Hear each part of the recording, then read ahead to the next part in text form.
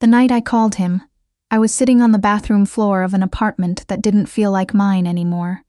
I had my back against the tub, knees pulled to my chest, and my phone pressed so hard against my ear that it left a mark. The light above the vanity was flickering. It had been flickering for 3 weeks, and I'd asked Marcus to fix it 3 weeks ago, and he hadn't, because Marcus only fixed things when it made him look good in front of other people.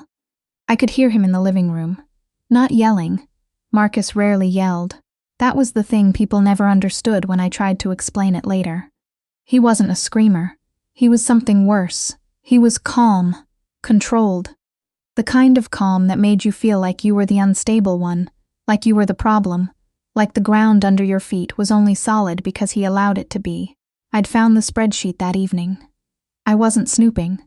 That's the first thing I want to say, because even now, years later, some part of me feels the need to defend myself against accusations no one is making.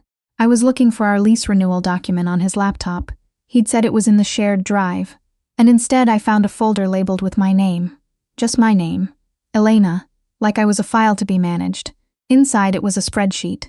Every purchase I'd made in the past 14 months, categorized and color-coded. Groceries, gas, my student loan payments, the $47 I spent at Target on a birthday gift for my coworker, the $9.99 monthly charge for the streaming service I'd had since before I even met him. Column after column, row after row. And at the bottom, a running total. A number that represented, apparently, how much I owed him for the privilege of living a life I thought was my own. I sat at his desk and stared at it for a long time. Long enough that he came looking for me. "Find what you were looking for?" he asked from the doorway. That was when I understood that he'd wanted me to find it. I closed the laptop and said I needed to use the bathroom. He stepped aside with a small smile, and I walked past him, and I locked the door, and I slid down onto the cold tile floor, and I called the only number I could think of. His name is Declan Mercer. Most people who know who he is, don't call him that. He goes by Mercer. He runs a private security and asset protection firm out of a building in downtown Chicago that looks, from the outside, like any other glass and steel corporate tower. There's no sign on the door with his company's name. There's no receptionist who smiles when you walk in. There's a man named Gil at the front desk, who looks like he was carved out of a mountainside, and who has never in my experience smiled at anyone. I knew Declan because I was a contracts attorney at the firm that handled his legal work. I'd been assigned to his account 8 months earlier, when the partner above me decided she had better things to do than read through asset protection agreements at midnight. So that job fell to me. It had been falling to me ever since. We'd met in person exactly 4 times before that night, always in conference rooms, always with other people present. He was the kind of man who made rooms feel smaller just by walking into them, not because he was loud or aggressive, but because he was so completely still, like he was conserving something, like the stillness was a choice. He answered on the second ring. "It's Elena Voss," I said. My voice came out smaller than I intended. I could hear Marcus moving around in the living room, the deliberate sound of him settling onto the couch, turning on the TV, performing normalcy, from Hargrove and Associates. There was a brief pause. "I know who you are," Declan said. "I'm sorry to call so late. It was 9:47 on a Wednesday. I'm sorry to call at all. I didn't." I stopped. Started again. "I need help. I don't know who else to call." Another pause, shorter this time. "Where are you?" I told him the address. "Are you safe right now?" I thought about that. Safe was a complicated word. Marcus had never hit me. He'd never threatened to hit me. What he had done was systematically dismantle every support structure I'd built over 31 years of life, until the only person I relied on was him. What he had done was make me feel grateful for his moods. What he had done was turn my own self-doubt into a tool he could pick up and use whenever he needed to remind me of my place. "For now," I said. "Don't open the bathroom door until I call you back," he said. "I'll be there in 40 minutes. He arrived in 32. I know because I watched the minutes tick by on my phone screen, sitting on that bathroom floor, listening to Marcus's TV show bleed through the wall, some home renovation program, the kind with a lot of cheerful music and before and after reveals. Marcus liked those. He liked the idea of things being broken and then fixed by someone who knew better. When my phone buzzed with an unknown number, I picked up immediately. "I'm outside," said a voice I didn't recognize. Not Declan. Someone who worked for him. Mr. Mercer asked me to let you know we're here. You can come out whenever you're ready. I stood up. My legs had gone stiff. I looked at myself in the flickering mirror. Mascara I hadn't bothered to cry off. Hair that had come loose from where I'd pinned it that morning. The silk blouse I'd worn to court that day, now wrinkled from sitting on tile for the better part of an hour. I unlocked the door and walked into the living room. Marcus looked up from the TV. He'd made himself a drink at some point. He looked comfortable, satisfied in a way I recognized, the satisfaction of a man who'd made a point and was waiting for you to acknowledge it. Going somewhere? He asked. Yes, I said. That was it. That was all I said. I picked up my purse from the counter, the same purse I'd set down when I came home that evening, and I walked to the front door, and I opened it, and I left. There were 2 men in the hallway. Neither of them was Declan. One of them was Gil from the front desk, which surprised me. The other I didn't recognize. They didn't speak. They simply positioned themselves. One ahead of me, one behind, and walked me to the elevator. Declan was in the lobby. He was wearing a dark overcoat over what looked like clothes he'd had on earlier in the day, like he'd been called away from something. He looked at me with an expression I couldn't immediately categorize. Not pity, not concern exactly, something more measured than either of those things. Are there things you need from the apartment? He asked. My laptop is in there, some clothes. We can arrange for retrieval tomorrow. Tonight you don't go back in. I wanted to argue on principle. I was a grown woman. I was a licensed attorney who had passed the Illinois bar on her first attempt and billed over 2,000 hours last year and argued a motion in federal court 6 weeks ago. I did not need someone to tell me I wasn't going back into my own apartment, but I also knew he was right, and I was so tired of pretending I knew better than I did. Okay, I said. He nodded, pulled out his phone and said something quietly to someone on the other end. Then he looked back at me. You'll stay somewhere safe tonight. We'll figure out the rest in the morning. He didn't say my place or a friend's house or anything that put a name to where I was going. Somehow that made it easier. Just somewhere safe. One step. Not a whole plan, just the next thing. He put me up in a corporate apartment the firm maintained for visiting clients. It was on the 41st floor of a building in River North, and it had a view of the lake that, under different circumstances, I would have found beautiful. I sat on the couch in the dark for a while, looking at the water and the lights, and thinking about the spreadsheet with my name on it, about how long he had been keeping it, about what it meant that he'd left it somewhere I could find it. He'd wanted me to see it. He'd wanted me to understand exactly how he saw me, not as a person, as an account. I thought about calling my mother.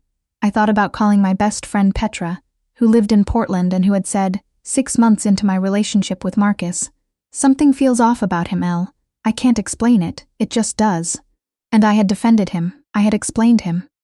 I had, in retrospect, performed the exact function he'd designed me to perform. I didn't call anyone that night. I just sat there until it was late enough that sleep stopped, feeling like a betrayal of the seriousness of the situation, and then I went to bed. In the morning, there was a text from an unknown number. Coffee in the lobby at 8 if you're up for it. No obligation. DMI went down at 8 too. He was already there. He had 2 coffees on the table in front of him. One black, one with cream, and I didn't ask how he knew I took it with cream, because honestly it didn't surprise me. A man who ran an asset protection firm probably knew things about his lawyers that his lawyers didn't know he knew. He didn't ask me what happened. He didn't press for details. He drank his coffee and waited, and eventually I started talking, because that's what silence does to me. I fill it. I told him about the spreadsheet. I told him about the past 14 months, the slow accumulation of it, the way the erosion had been so gradual that I hadn't felt it happening, the way I'd started apologizing for things that weren't my fault, the way I'd stopped calling Petra. He listened, all the way through.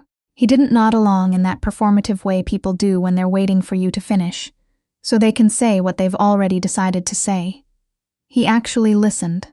When I finished, he said, "What do you want to do about the apartment? Not what did he do to you, not how do you feel, not have you considered that maybe. Just, what do you want to do? Forward-facing, practical, mine to answer." "It's his name on the lease," I said. "I'm on it too, but he co-signed originally. I can leave. Do you have somewhere to go? I can stay Petra, or I can find something. I'm not." I stopped. I can handle it.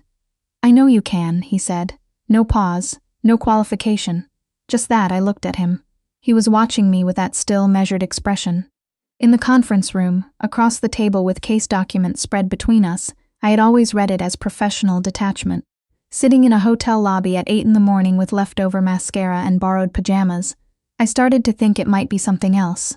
Thank you, I said. For last night, you didn't have to. I know, he said. That was all I know. Not it was nothing, or of course, or that's what friends are for.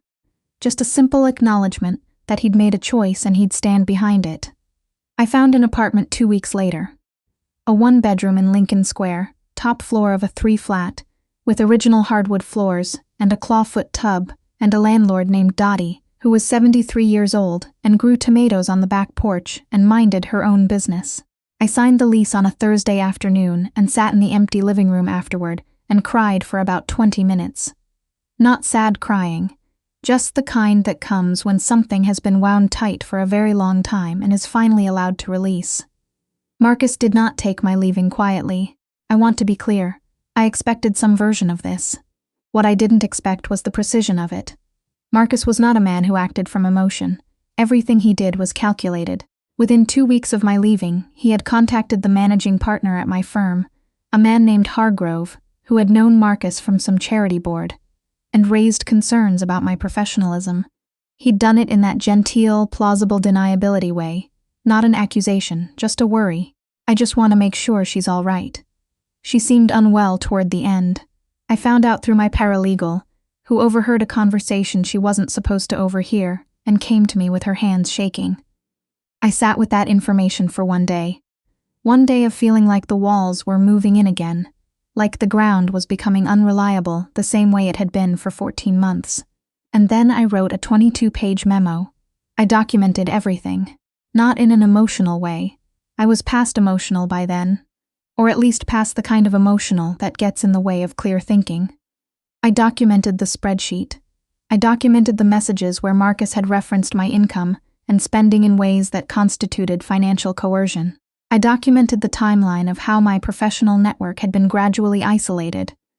I had Petra send me her records of conversations, the dates I'd called less and less frequently, the specific things I'd said about Marcus in the early months versus the later ones. And then I took it to Hargrove myself. I walked into his office without an appointment on a Tuesday morning, and I laid it on his desk and I stood there while he read it. He was quiet for a long time. "Elena," he said finally. "I'm not asking you to do anything," I said. "I'm giving you the full picture. You've now heard from both sides. What you do with that is your decision." He called Marcus that afternoon. I don't know exactly what was said. What I know is that the concerns were not raised again. But Marcus wasn't finished. 3 weeks after that, I got home from work to find my door unlocked. I was certain I'd locked it. I stood in the hallway for a long moment, key still in my hand, and felt something cold move through my chest. Nothing was missing. Nothing was visibly disturbed. But someone had been in there. Little things were shifted. A book moved, the chair at my desk angled differently. It was a message. "I can get to you." I called Declan. This time was different from the first time. The first time I'd been on a bathroom floor, and I'd called because I had no one else. This last time I called because I'd looked at my contacts, and his was the one I trusted. That distinction mattered to me. He answered on the first ring. "Something happened," I said, and then I told him. He didn't escalate in the way some men would have. No anger performance, no immediately declaring what he was going to do about it. He asked 3 questions. Was I inside or outside the apartment? Was anything taken? Had I touched anything since I noticed? Outside, no, and no. "Don't go in," he said. "I'll have someone there in 10 minutes. Go to the coffee place on the corner and wait." I went to the coffee place. I ordered a chamomile tea I didn't drink. 15 minutes later, one of his people texted me to say the apartment was clear and they were installing additional locks and a camera system that would be monitored by his firm. I texted back, "You don't have to do all that." His reply came from his direct number. "I know." There it was again. That simple acknowledgement, "I know." And yet I saw him in person 3 days later, in the conference room at my firm, for a scheduled contract review. Completely professional context, documents on the table, his general counsel on one side, me on the other. the whole machinery of billable hours and legal language between us. At the end of the meeting, after everyone else had gathered their papers and filed out, he paused at the door. "How are you sleeping?" he asked. Such a simple question, such a specific one. "Better," I said, which was true. The camera on my door had done something to my nervous system that I hadn't expected. Not because I thought it would stop Marcus. I was a lawyer, I understood its actual deterrent value. But because it meant someone was paying attention. Someone was watching out. And I hadn't had that in a long time. "Good," he said, and left. I don't know exactly when I started calling him Declan instead of Mr. Mercer, but it happened gradually the way most real things do. The first time I did it to his face and he didn't correct me, I noticed the not correcting. The first time he used my first name without my last. Just Elena, like it was a thing he'd always done. I noticed that too. There was an evening in November, about 4 months after I'd left Marcus's apartment, when he called me not for any work reason at all. He'd apparently been at some charity event, one of those rubber chicken fundraising dinners in a hotel ballroom, and had stepped outside for air and called me, just to talk. He didn't announce that's what he was doing. He just called, and we talked for 50 minutes about nothing particularly important. A documentary I'd watched, a case he'd found interesting years ago, a restaurant in his neighborhood that had just closed and that he was irrationally annoyed about. When he finally said he should go back in, there was a pause. "I'll see you Thursday," he said. Thursday was our next scheduled contract review. "See you Thursday," I said. I sat with the phone in my hand after we hung up and allowed myself to acknowledge, for the first time with any honesty, what I was feeling. It was frightening, that acknowledgement, not because of Declan, not because of anything he'd done, but because I had just come out of something that had systematically taught me not to trust my own reading of situations. My own instincts had been weaponized against me. How was I supposed to know which ones to believe now? I did the only thing that made sense to me. I went to therapy. Her name was Dr. Reyes, and her office was a third-floor walk-up in Andersonville, with a very aggressive plant collection, and a sound machine outside the door that made the waiting room sound like you were near a small river. She was not particularly warm in the way therapists are sometimes portrayed. She didn't lean forward with concern or say, "And how does that make you feel?" in a soft voice. She was direct. She asked precise questions. She reminded me, in some ways I found uncomfortable, of myself. I spent 3 months in that office understanding what had been done to me. Not what had happened to me. What had been done. The distinction matters. What Marcus had built was not a relationship. It was a system. A system designed to make me doubt my perceptions, reduce my options, and increase my reliance on him. Understanding it as a system, analyzing it the way I would analyze a contract, looking for the mechanisms, the incentive structures, the loopholes he'd exploited, made it comprehensible in a way that feeling it simply hadn't. I was not broken. I was someone who had been subjected to a carefully constructed set of conditions, and conditions could be changed. Marcus, by the way, had not gone away. Over those 3 months, there had been several incidents that, taken individually, were hard to report. A voicemail from an unknown number that was just silence, a mention from a mutual acquaintance, one of the few I had who was actually more his acquaintance than mine, that Marcus had been asking after me, an Uber receipt forwarded to my email from an account that wasn't mine, for a trip that ended 2 blocks from my apartment. I had documented all of it. It was not nothing. It was not yet quite enough. Then came February. I was walking home from the L stop, the way I did every evening, same route, I know. I'd been meaning to vary it, when a car pulled up alongside me. The window rolled down. "Marcus, can we talk?" he said. His voice was pleasant, conversational, the voice he used when he wanted you to think this was all very reasonable. "No," I said. I kept walking. Elena, still pleasant. The car rolled alongside me. "I just want to explain." I said, "No, Marcus. You're being very dramatic about something that was a misunderstanding. The spreadsheet was just." I stopped walking, turned to face him. "This is harassment," I said. "I'm telling you that clearly. And I'm telling you that I have documented every contact you've made with me since I left. If you contact me again, I will file for a protective order. Do you understand me?" He looked at me for a long moment. The pleasant expression didn't shift, which was somehow worse than if it had. "You always did think you were smarter than you are," he said, and drove away. I stood on the sidewalk and breathed through it. In and out, the cold February air. The sound of the L overhead. My own heartbeat, which was faster than I'd have liked but steadier than it might have been 3 months ago. Then I called Declan. He made contact, I said. I told him what had happened, word for word, as precisely as I could. Lawyer brain, documentation. There was a silence on his end that I had come to understand was not absence but attention. Are you home? He said. Almost. Call me when you're inside. I did. And then he said something he hadn't said before. I want to handle this. You don't need to. Alina. Just my name. But there was something in the way he said it that stopped me. I waited. I've been careful, he said, about not. He stopped. Started again. He was not a man who struggled with words, which told me something about the weight of these ones. I haven't wanted to add pressure to a situation that was already a lot. But I also can't just be a bystander to this anymore. Not because of business, you know why. I did know. I had known for a while. But hearing him say it, or come close enough to saying it that the meaning was unmistakable, that was different. I'm not fragile, I said. I know, he said. If you handle this, it's because it needs handling. Not because I need to be handled. Understood. Okay, I said. Then yes. Do what you can. What he did was precise and quiet and effective, in the way things tend to be when Declan Mercer is involved. I didn't ask for all the details. What I know is that within 3 weeks, Marcus had received communication from 3 separate attorneys.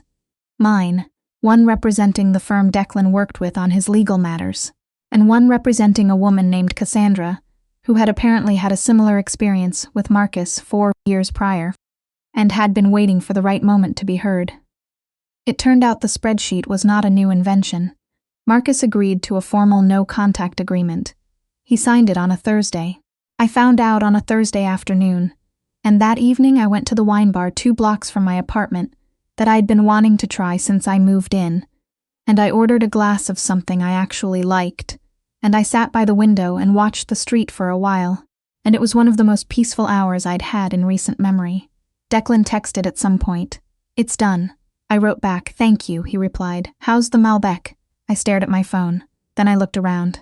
And there he was, at the bar, nursing something amber-colored, looking at his own phone with what I was almost certain was the ghost of a smile.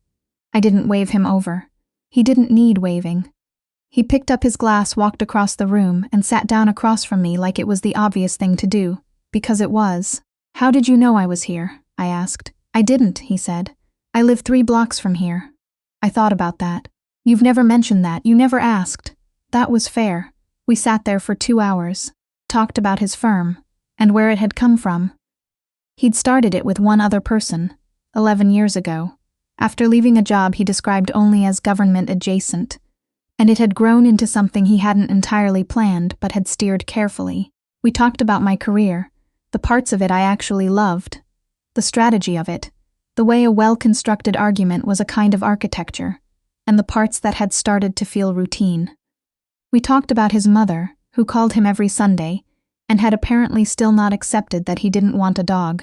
We talked about things that had nothing to do with Marcus or spreadsheets or any of it. At some point I realized I had stopped thinking about any of that. I was just there, in the room, in the conversation, present in a way I hadn't been for a long time. When we left, he walked me to my building. Not because I needed an escort, we both knew that, but because it was in the direction he was walking anyway, and because the company was easy. At my door he stopped, and I turned, and he looked at me with that measuring expression I'd spent months learning to read. Can I take you to dinner? He asked. Not tonight. Properly. If you want. I want, I said. He nodded, like that settled something he'd been turning over for a while, like the answer was both a relief and a beginning. I turned my key in the lock and went inside, and I stood in my apartment. My apartment. With the original floors and Dottie's tomato plants visible through the kitchen window in the glow of the back porch light, and I thought about how much ground I'd had to cover to get here, how much I'd lost along the way, and what I'd found in the losing of it. I'd found that I knew how to ask for help when I needed it. That had not been true before. I'd found that the people you call in the worst moments are the people who reveal themselves most honestly, and that you learn things in those moments that are harder to learn in easier ones. I'd found that healing was not a thing that got done to you, but a thing you did. Often slowly, Often in the office of a therapist in Andersonville with a lot of plants. Often in empty apartments in Lincoln Square. Often in small, clear moments when you made one decision in the direction of yourself. And I'd found Declan Mercer. Or maybe he'd found me. Or maybe we'd both just been standing on the same ground. And it took the right circumstances to make us look. It was enough. More than enough. It was, actually, everything.